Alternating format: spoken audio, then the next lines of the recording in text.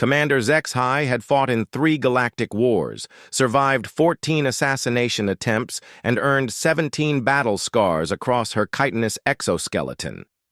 She had never expected to die on such an unremarkable planet, bleeding out in the mud of a backwater world the humans called Earth. The Corvani warrior pressed her 4-fingered hand against the gaping wound in her thorax, watching her purple blood seep between her fingers. Her ship had crashed 3 kilometers away, completely destroyed by the hegemony's pursuit vessels. She had crawled this far through the alien forest before her strength finally failed. Above her, strange yellow light filtered through primitive vegetation. The air tasted of water vapor and organic decay, so different from the recycled atmosphere of her homeworld. At least she would die under an open sky, she thought, as her compound eyes began to dim. When HFY's consciousness faded, she expected to join her ancestors in the warrior's rest. Instead, she woke to the gentle sound of water dripping and the strangest sensation she had ever experienced: softness.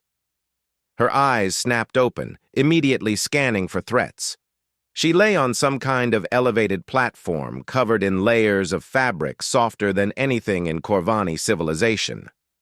The room around her was primitively constructed from processed wood and some kind of mineral composite, yet it radiated an inexplicable warmth.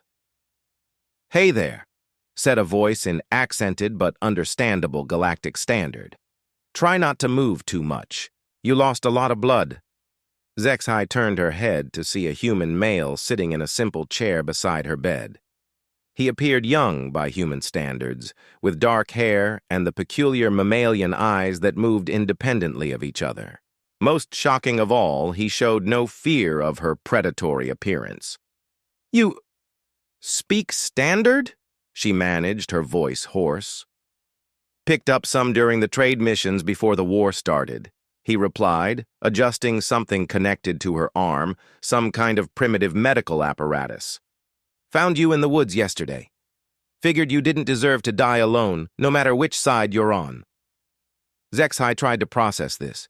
In her experience, warfare was absolute. Enemies killed enemies. The concept of battlefield mercy was considered a weakness that had been bred out of Corvani culture centuries ago. "You should have left me," she said. The human, who had introduced himself as Marcus Chen, she remembered now, shook his head.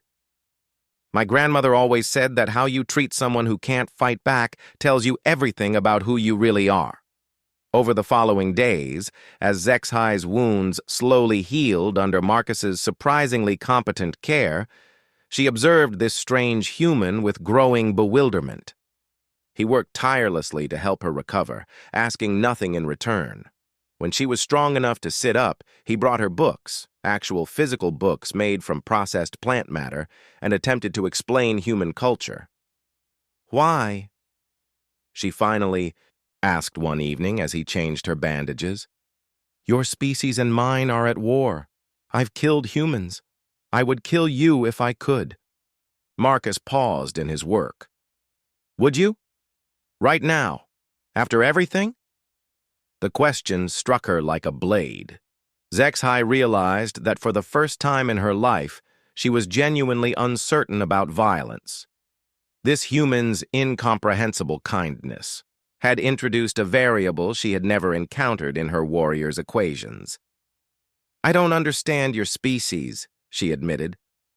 "We don't understand ourselves half the time," Marcus said with that strange facial expression humans called a smile.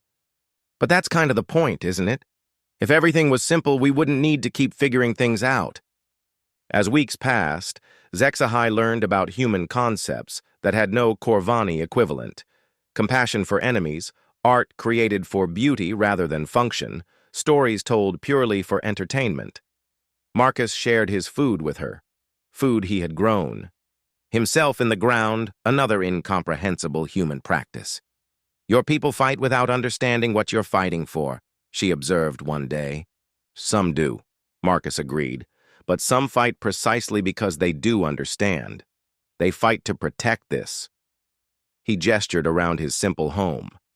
The right to live quietly, to help a stranger, to choose kindness even when it's not logical.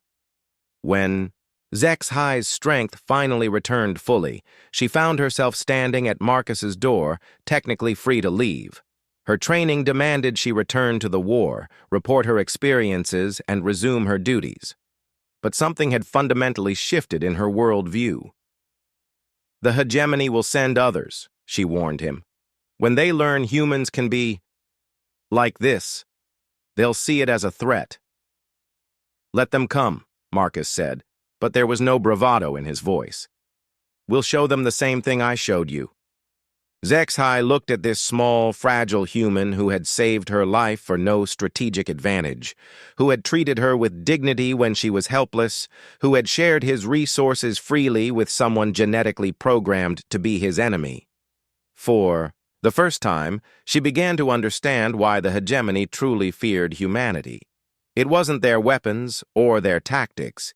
It was this inexplicable ability to transform enemies into allies through the simple act of treating them as worthy of kindness. It was perhaps the most terrifying and powerful force in the galaxy. As she walked back into the forest, HFY carried with her more than just healed wounds.